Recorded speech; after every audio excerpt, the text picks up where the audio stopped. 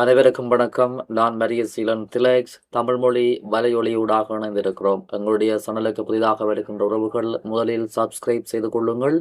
நாங்கள் பதிவிடுகின்ற இது போன்ற மிக முக்கியமான விடயங்கள் உடனுக்குடன் உங்களை வந்து சேரும்.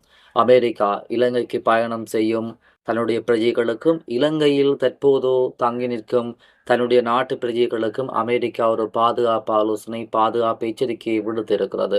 அது தொடர்பாகத்தான் இந்த காணொளியில் விரிவாக பார்க்க போகிறோம். இலங்கையில் அண்மை காலமாக பாதாள உலக குழுக்களின், அதாவது அனுர அரசாங்கம் பதவியேற்று 1 வருடங்களை கடந்திருக்கிறது. இந்த 1 வருட கால பகுதியில் துப்பாக்கிச் சூட்டு சம்பவங்கள் அதிகமாக இடம்பெற்றது. இந்த துப்பாக்கிச் சூட்டு சம்பவத்தால் பல உயிர்கள் இலங்கையில் காவு வாங்கப்பட்டது. ஆனால் சில மாதங்களாக இந்தோனேஷியாவில் எப்போது இந்த பாதாள உலக தலைவர்கள் கைது செய்யப்பட்டார்களோ அப்போதிலிருந்து இலங்கையில் துப்பாக்கிச் சூட்டு சம்பவங்கள் அதிகமாக குறைந்து விட்டதென்றே கூறலாம். அது அவர்கள் கைது செய்யப்பட்டதிலிருந்து தற்போது வரை இலங்கையில் துப்பாக்கிச் சூட்டு சம்பவங்கள் அதிகளவாக பதிவாகியதாக செய்திகள் வரவில்லை. ஆனாலும் இலங்கையில் ஆட்சி மாற்றத்திற்கான ஏற்பாடுகள் மறைமுகமாக நடைபெறுவதாகவும் அனுர அரசாங்கத்திற்கு எதிராக எதிர்க்கட்சிகள் ஒன்றிணைவதற்கு தயாராகி கொண்டிருக்கின்றனர்.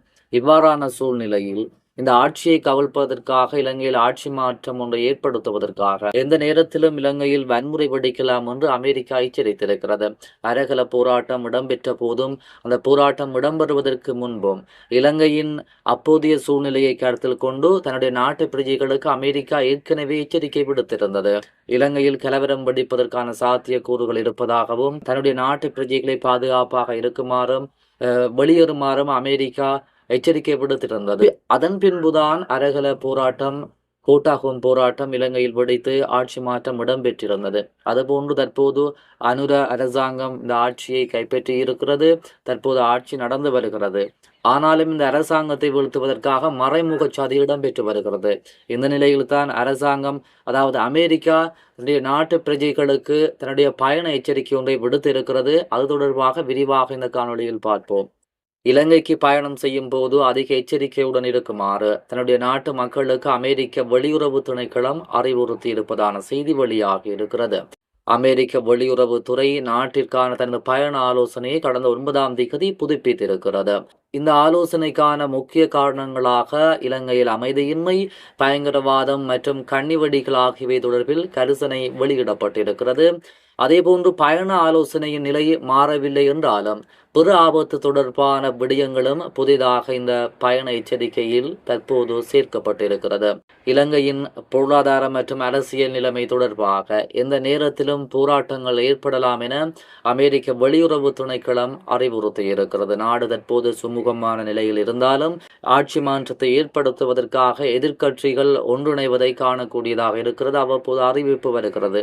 ஆகவே இலங்கையில் கடந்த காலத்தில் இலங்கையில் ஆட்சி மாற்றங்கள் எவ்வாறு ஏற்படுத்தப்பட்டது என்பதற்கு உதாரணமாக அமெரிக்கா தன்னுடைய பிரஜைகளுக்கு எச்சரிக்கை விடுத்திருக்கிறது. எதிர்க்கட்சிகள் ஒன்றிணைவதற்கான சாத்தியக்கூறுகள் இருக்கிறது.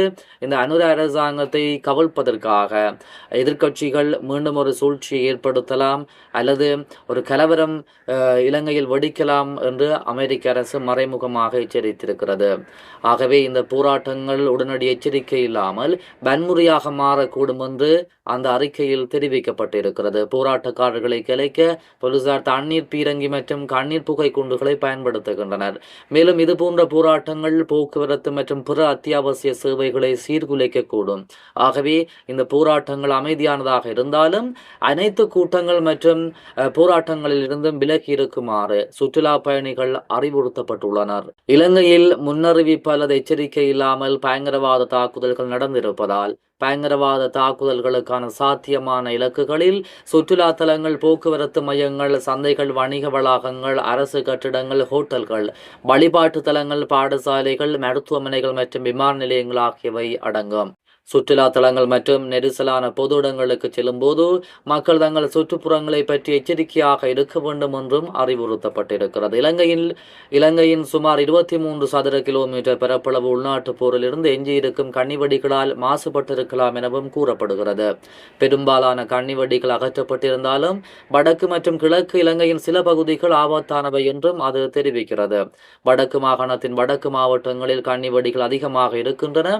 அவை அடர்ந்த காடுகள் காடுகள் மற்றும் கடினமான நிலப்பரப்பு என அமெரிக்க அரசு தனது நாட்டு பிரஜைகளுக்கு வெளியிட்ட பாதுகாப்பு அறிக்கையில் தெரிவித்திருக்கிறது.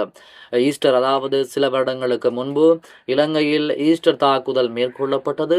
அது ISIS தீவிரவாதிகளால் ஒரு பயங்கரமான தாக்குதலாக மேற்கொள்ளப்பட்டது. எந்தவித அறிவிப்புமின்றி இலங்கையின் தேவாலயங்களில், ஹோட்டல்களில் இந்த கொடூரமான தாக்குதல் மேற்கொள்ளப்பட்டு பல 100 பேர் பலியாகி இருந்தார்கள். ஆகவே இந்த தாக்குதலும் முன்னெச்சரிக்கையின்றி திடீரென நடத்தப்பட்டது. இதன் பின்புதான் இலங்கையில் ஆட்சி மாற்றம் இடம்பெற்றது. அது யாவருக்கும் தெரிந்தது. ஆகவே இலங்கையில் தொடர்ந்தும் அசாதாரண நிலைமை காணப்படுகிறது. எந்த நேரத்திலும் போராட்டம் வெடிக்கலாம், அது வன்முறையாக மாறலாம்.